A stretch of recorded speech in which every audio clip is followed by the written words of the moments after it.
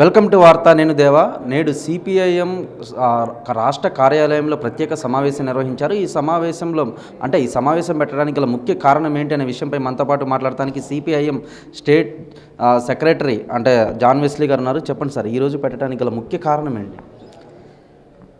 కేంద్రంలో అధికారంలో ఉన్నటువంటి బీజేపీ దేశవ్యాప్తంగా ఉపాధి హామీ చట్టాన్ని అంతా నిర్వీర్యం చేసి వాటికి నిధులు కేటాయించకుండా, అట్లాగే రాష్ట్రాల మీద భారాలు అదనంగా మోపుతూ ఆ చట్టాన్ని నిర్వీర్యం చేసేటటువంటి ప్రయత్నం చేస్తుంది.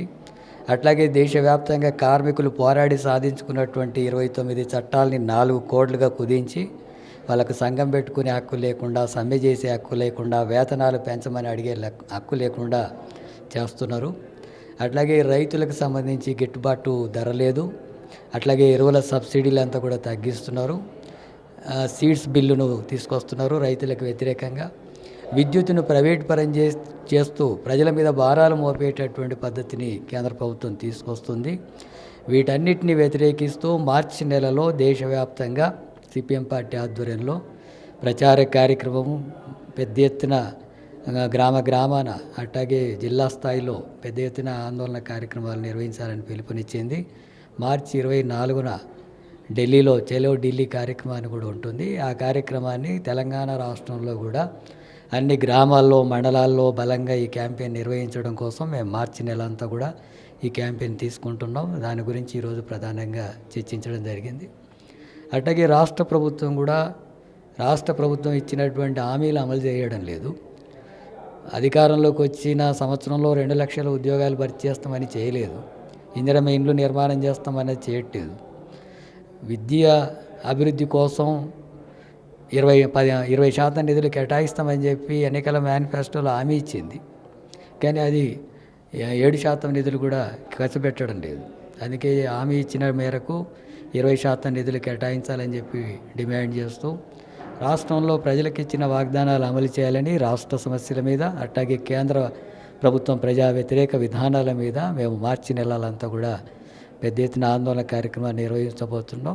ఈ కార్యక్రమాన్ని జయప్రదం చేయాలని ప్రజలకు కూడా విజ్ఞప్తి చేస్తున్నాం. అంటే మున్సిపల్ ఎన్నికలను ముగిశాయి. అంటే సిపిఐ పార్టీ కూడా చాలా చోట్ల పోటీ చేసింది. ఎన్ని వార్డులు గెలుచుకుంది? అంటే మరీ ముఖ్యంగా కొత్తగూడెం కార్పొరేషన్కు సంబంధించి అయితే మాత్రం ఒకవైపు బీఆర్ఎస్, కాంగ్రెస్ రెండు కూడా సిపిఐతో మద్దతు తెలపడానికి రెడీగా ఉన్నాయి. ఇప్పటికే కేటీఆర్ కూడా ఫోన్ చేసి మాట్లాడారు. ఏం జరుగుతుంది అసలు? ఈసారి వామపక్షాలకు సంబంధించిన దాంట్లో మంచి ఫలితాలే వచ్చాయి. సిపిఐ ముఖ్యంగా కొత్తగూడెం కార్పొరేషన్లో సొంతగానే పోటీ చేసి మంచి ఫలితాలు సాధించి ఇప్పుడు కార్పొరేషన్ మేయర్ పదవి కోసం కూడా ప్రయత్నం చేస్తున్నారు.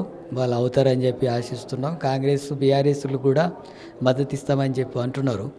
వాళ్ళ పార్టీగా ఏ నిర్ణయం తీసుకుంటారనేటటువంటి చూడాలి. మొత్తంగా వామపక్షాలు కూడా బలంగా ఎదగడం అనేటటువంటిది ఈ మున్సిపల్ ఎన్నికల్లో ఒక ప్రత్యేకమైనటువంటి అంశం. మొత్తం వార్డులుగా చూసినప్పుడు లెఫ్ట్ పార్టీలకు 50 పైగా వార్డులు వచ్చాయి. సిపిఎం పార్టీ కూడా గతంలో ఉన్నటువంటి దానికంటే ఈసారి కొంత మెరుగైనటువంటి ఫలితాలు సాధించాం. భవిష్యత్తులో ఈ స్థానిక ఉద్యమాలు మరింత బలోపేతం చేస్తూ వామపక్షాలు బలపడేటటువంటి పద్ధతిలో మా కార్యాచరణ ఉండబోతుంది. అంటే రీసెంట్గా కేంద్ర మంత్రి కిషన్ రెడ్డి కూడా సిపిఐఎం పార్టీని కొంత చులకన చేస్తూ మాట్లాడారు. ఎట్లా చూడొచ్చు అంటారు? మంత్రి కిషన్ రెడ్డి బీజేపీ విధానాలు వ్యతిరేకిస్తూ వామపక్షాలంతా కూడా పోరాడుతుంటే కమ్యూనిస్టులకు ఎక్కడ బలం ఉంది? వాళ్ళు మా ప్రభుత్వాన్ని ఏం గద్దె దించగలుగుతారు? వాళ్ళకి ఎంపీలు ఎక్కడిది అనేటటువంటిది ముందు అనే పద్ధతుల్లో వాళ్ళ అవహేళన చేస్తూ మాట్లాడాడు.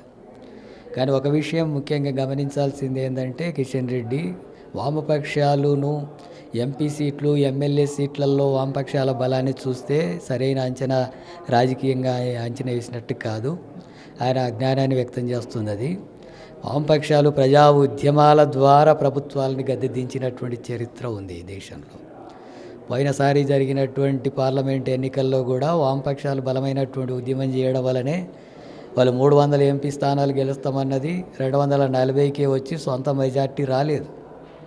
తెలుగుదేశం వీళ్ళు మద్దతు ఇస్తే తప్ప, బీహార్ వాళ్ళు మద్దతు ఇస్తే తప్ప నితీష్ అధికారంలోకి వచ్చారు. అంటే గద్దె దించడానికి ప్రయత్నాలు ఫలించినట్టుగా లెక్క. ఇప్పుడు కూడా మొత్తం ఫిబ్రవరి 12 తారీఖున దేశవ్యాప్తంగా 30 కోట్ల మందికి పైగా సమ్మెలో పాల్గొన్నారు. రైతులు, కూలీలు, కార్మికులు, ప్రజలంతా కూడా. ఇలాంటి ఉద్యమం జరుగుతుందంటే, ప్రజా ఉద్యమం జరిగితే ఆ ప్రభుత్వం గద్దె దిగక తప్పదు.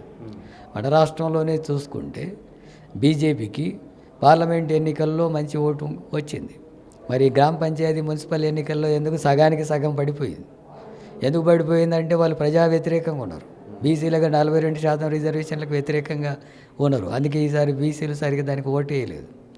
అట్లాగే కేంద్రం రాష్ట్రానికి రావాల్సినటువంటి నిధులు కేటాయించకుండా రాష్ట్రానికి రావాల్సిన వాటాను ఇక్కడ ప్రతిపక్ష పార్టీ ఉంది కాబట్టి అనే పేరుతో ఇవ్వడం లేదు. దానివల్ల రాష్ట్ర అభివృద్ధి వెనకబడిపోతుంది. కేంద్రం ఇచ్చినటువంటి బడ్జెట్లో ఏ ఒక్క ప్రాజెక్టుకు జాతీయ హోదా ఇవ్వలేదు. పెండింగ్లో ఉన్న ప్రాజెక్టులు పూర్తి కావడానికి నిధులు ఇవ్వలేదు. రైల్వే కోచ్ వరంగల్లో ఏర్పాటు చేస్తామన్నది నిధులు ఇవ్వలేదు. అట్లాగే మొత్తం రాష్ట్రానికి సంబంధించినటువంటి విషయాల పట్ల, నిధులు కేటాయించల పట్ల, మెట్రో విషయంలో కానీ, మూసీ నది ప్రక్షాళన విషయాల్లో కానీ నిధులు కేటాయించకుండా వివక్ష పాటిస్తుంది. అందుకనే వీటన్నిటి దృష్టిలోనే బీజేపీకి ఓట్లు తగ్గినాయి. తెలంగాణలో గ్రామ పంచాయతీ ఎన్నికల్లో తగ్గినాయి, అంటే గ్రామాల్లో తగ్గినాయి. ఇప్పుడు మున్సిపల్ ఎన్నికల్లో కూడా తగ్గినాయి. ఒక్క మున్సిపాలిటీ కూడా దక్కలేదు. మేమే ప్రత్యామ్నాయం కాంగ్రెస్ కానీ పెద్ద ఎత్తున రామచంద్రరావు కానీ, కిషన్ రెడ్డి కానీ, బండి సంజయ్ కానీ రోజు మాట్లాడుతున్నారు పత్రికల్లో. వాళ్ళ పత్రికల్లోనే బలం ఉంది తప్ప ప్రజల్లో బలం లేదు, ఉన్నది తగ్గింది అనే విషయం వాళ్ళు అర్థం చేసుకోవాలి. ఎందుకు తగ్గిందంటే రాష్ట్రానికి వ్యతిరేకంగా ఉన్నారు. అట్లాగే శ్రామిక వర్గాలకు, రైతులకు, కూలీలకు, కార్మికులకు వ్యతిరేకమైన విధానాలు అనుసరిస్తున్నారు. అట్లాగే మోడీ అమెరికాకు మోకరిల్లేటటువంటి వైఖరి తీసుకుంటున్నాడు. అక్కడ నుంచి పంటలు దిగుమతి చేసుకోవడానికి అనుమతి ఇచ్చి ఇక్కడ వ్యవసాయ రంగం అంతా, రైతులంతా దెబ్బతినే పరిస్థితులకు అనుకూలంగా వివరిస్తున్నాడు. అందుకని ఇలాంటి విషయాలు ఉండడం వల్లనే ప్రజల్లో వ్యతిరేకత తగ్గుతుంది, యువకుల్లో కూడా ఆ రకంగా వ్యతిరేకత పెరుగుతుంది. అందుకని భవిష్యత్తులో ఇప్పటికైనా అవి సరి చేసుకోకపోతే రాష్ట్రంలో బీజేపీ ఎదగడం అనేది సాధ్యం కాదు. కేంద్రంలో కూడా గద్దె దిగక తప్పదు. అంటే కిషన్ రెడ్డి అంటే అవహేళన చేస్తూ మాట్లాడారు కదా, దాని గురించి. కిషన్ రెడ్డి ఒక అజ్ఞానంతోనే అవహేళన చేస్తున్నాడు. నేను ఇంతకుముందే చెప్పినట్టు వామపక్షాల బలాన్ని ఎంపీ సీట్లు, ఎమ్మెల్యే సీట్లలో ఉండదు. అది ప్రజా ఉద్యమాల ద్వారా ప్రభుత్వాన్ని దించుతుంది. అంటే ఎంపీలుగా గెలిచి సిపిఐఏ ఎంపీలు గెలిచి ప్రభుత్వాన్ని దించుతుందని అర్థం కాదు. అలాంటి పరిస్థితులు భవిష్యత్తులో రావచ్చు. కానీ ప్రజా వ్యతిరేక విధానాలు అనుసరిస్తున్నప్పుడు వాటి మీద మేము చేసే పోరాటాల వల్ల ఆ ప్రభుత్వాన్ని గద్దె దించుతారు. ఇంకో ప్రభుత్వం రావచ్చు ఎవరైనా, కానీ అదైతే గద్దె దిగక తప్పదు. అలాంటి పద్ధతుల్లో గద్దె దించే శక్తి వామపక్షాలకు ఉంది. ఫైనల్గా తెలంగాణలో అంటే రాష్ట్ర బడ్జెట్కి సంబంధించి మరి కొద్ది రోజుల్లో సమావేశాలు పెట్టబోతున్నారు. ముఖ్యంగా మీరు కాంగ్రెస్ ప్రభుత్వాన్ని ఏమని డిమాండ్ చేస్తున్నారు? కాంగ్రెస్ పార్టీ ఎన్నికల మేనిఫెస్టోలో చెప్పినటువంటి హామీలన్నింటినీ కూడా అమలు చేసేటట్టుగా ఈ బడ్జెట్లో ఉండాలా. మున్సిపల్ ఎన్నికల్లో కొన్ని మంచి ఫలితాలు వచ్చాయి కాబట్టి ఇక ప్రజలంతా మా వెనకాల ఉన్నారు అనేది కరెక్ట్ కాదు. స్థానిక ఎన్నికల్లో సహజంగానే అధికార పార్టీకి అనుకూలత ఉంటుంది, కానీ ప్రజల్లో ఏమాత్రం వ్యతిరేకతనే లేదనేటటువంటి భ్రమలకు పోతే వాళ్ళు కూడా దెబ్బతింటారు. నిరుద్యోగుల్లో తీవ్ర వ్యతిరేకత ఉంది, ఉద్యోగాలు భర్తీ చేయలేదని. అట్లాగే మహిళల్లో వ్యతిరేకత కూడా ఉంది. 2500 ఇంకా ఇవ్వలేదని, ఇప్పటికైనా ఇస్తారని ఆశిస్తున్నారు వాళ్ళు. అట్లాగే వ్యవసాయ కూలీలకు 12,000 ఇస్తామన్నటువంటిది హామీ అమలు జరగలేదు, అమలు చేస్తారు అని చెప్పి చూస్తున్నారు. అట్లాగే రైతుల సమస్యల మీద ప్రత్యేకమైనటువంటి పద్ధతుల్లో దాని విధానాలు ఏమీ లేవు. రైతు ఆదుకునేటటువంటి గిట్టుబాటు ధర విషయాల్లో కానీ మిగతా విషయాల్లో లేదు. ఇటువంటి విషయాల పట్ల బడ్జెట్లో నిధుల కేటాయింపులు జరగాల. ముఖ్యంగా విద్య అనేది ఈరోజు చాలా ప్రైవేటీకరణ జరిగి సామాన్యమైనటువంటి వాళ్ళు, పేదలు, బలహీన వర్గాలు చదువుకోవడం అనేది కష్టంగా మారింది. ప్రభుత్వ రంగంలోనేమో సరైనటువంటి నాణ్యత లేకుండా పోతుంది.